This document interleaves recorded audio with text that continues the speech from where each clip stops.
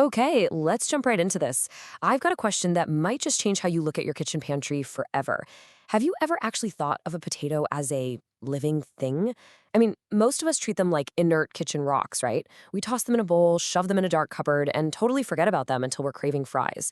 But the reality is way more fascinating. Potatoes are incredibly complex, dynamic biological machines. And the crazy part? How we store them literally alters their chemical makeup, their flavor, and even their safety. So, in this explainer, we're going to unpack the secret life of potatoes, the actual science of storing them, and some absolute game changing hacks. So think about it for a second. Where exactly do you store your potatoes right now? Are they just chilling in a plastic bag on the counter, pushed way to the back of the fridge, or maybe, just maybe, sitting right next to a big bag of onions? Well, if you're doing any of those things, you might be accidentally ruining your food. But don't worry, by the end of this, you are going to be a total potato storage master. To understand why those common habits are actually mistakes, we've got to recognize what a potato really is. See, even after they're pulled from the dirt and washed up, they are still living, respiring organisms. They're literally breathing. They take in oxygen, they emit carbon dioxide, and they are constantly reacting to their environment. If the temp drops or light flicks on, or if they're just sitting next to the wrong vegetable, their internal chemistry completely shifts. And sometimes that shift goes in a really bad direction. Which brings us to our first major threat. Section 1. The greening menace, light and solanine. Let's talk about this fascinating plant defense mechanism. You've probably noticed a potato turning green before, right? Now, the green color itself, that's just chlorophyll. It's the exact same harmless stuff you'll find in spinach.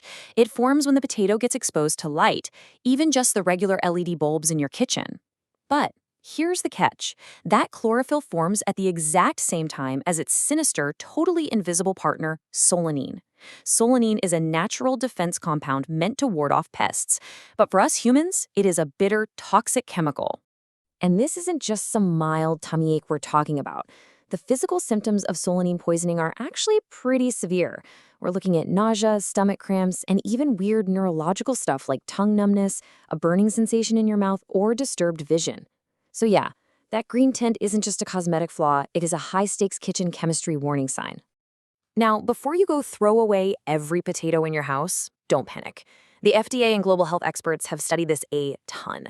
The safety limit they've established is 200 milligrams per kilogram of potato.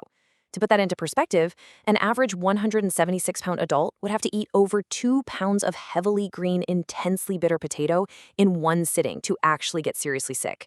And because solanine tastes so incredibly bitter, your body's reflexes would probably stop you way before you ate that much.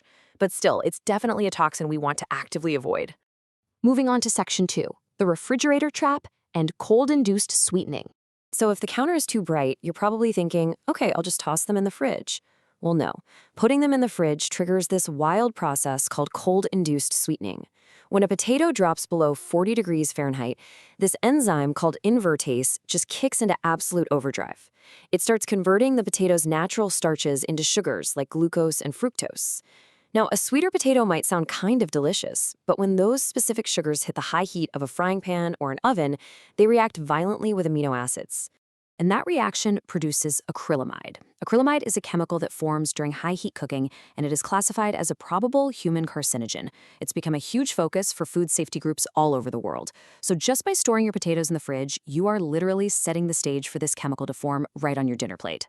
And you can actually see this refrigerator trap in action. If you look at potatoes that were stored in cold conditions for about 5 weeks and then fried, they turn out burnt, dark brown, and frankly, super unappetizing compared to nice golden yellow fries. That dark brown color, that is the visual evidence of those accumulated sugars burning and that acrylamide forming. So how do we fix this? Section 3, the 4 rules of storage, the antidote to the toxins.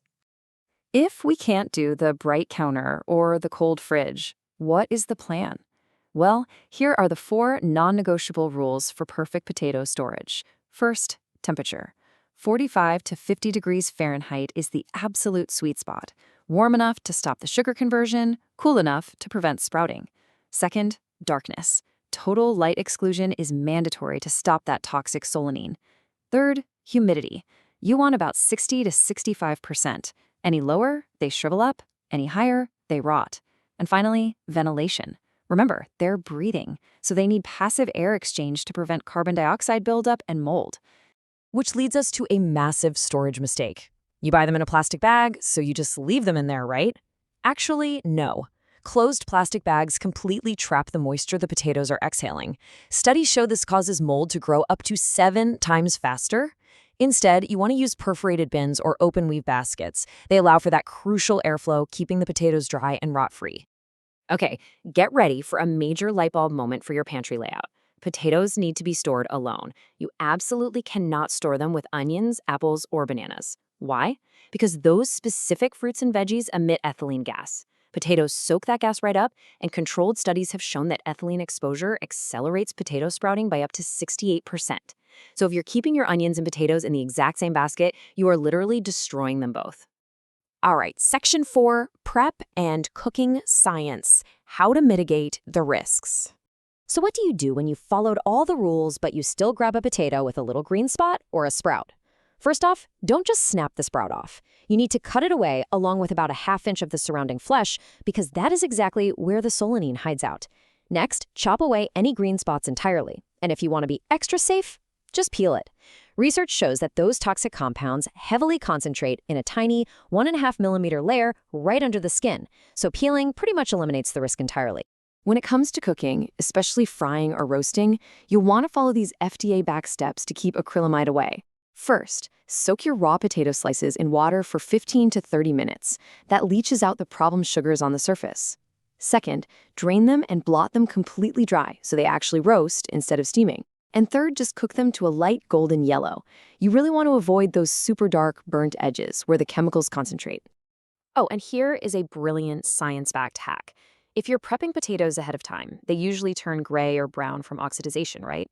Well, instead of soaking them in plain water, which actually leaches out good stuff like potassium and vitamin C, submerge them in a 0.5% citric acid solution. Just ½ teaspoon of citric acid per quart of water will totally stop that enzymatic browning without ruining the nutritional value. It's a total game changer. So, armed with all this kitchen chemistry and botanical science, I've got to ask, is it time to completely rethink your pantry? Next time you bring home a bag of russets or goldens, remember you are dealing with a living, breathing organism. Keep them cool, keep them dark, give them some air, and for the love of all things tasty, keep them away from your onions. Master these simple rules and you're going to unlock way better flavors, safer meals, and potatoes that literally last for months. Thanks for hanging out with me for this explainer, and happy cooking.